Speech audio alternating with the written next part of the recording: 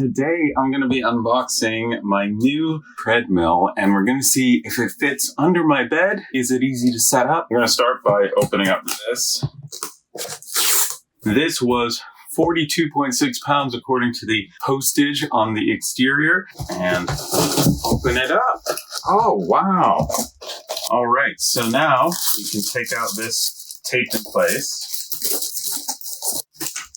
Manual, and inside we've got a remote, our lubricant Allen wrench adjuster. Now let's see how easy it is for me to lift this out. Oh wow.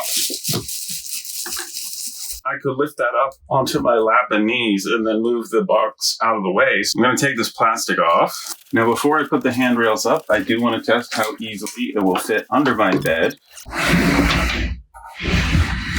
That fits with room to spare underneath my bed. And then it's as easy as pulling it out like this. See how well that fits between my bed and my TV? 41 inches long, 19 inches wide. So I'm going to lift this up. It lifts up really easily. The screws go in this way with the head facing out.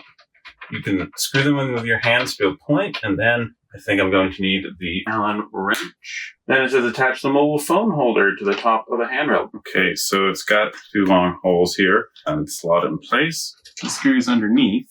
And I'm going to use the other end of the Allen wrench because this is a Phillips.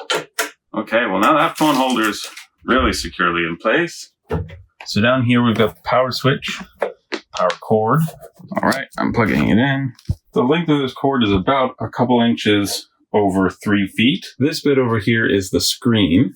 I should see these numbers of time, speed, distance, and calories on display. Turn this on using this. Oh, look at that. This will need AAA batteries, so I'm going to put those in the remote now. Play button, maybe? All right. I'm going to try walking on this. Let's go. All right. I like how it walks. It feels very smooth. I'm 5'6". I'm not worried about running out of room. Going to go up to 2 miles. There we go.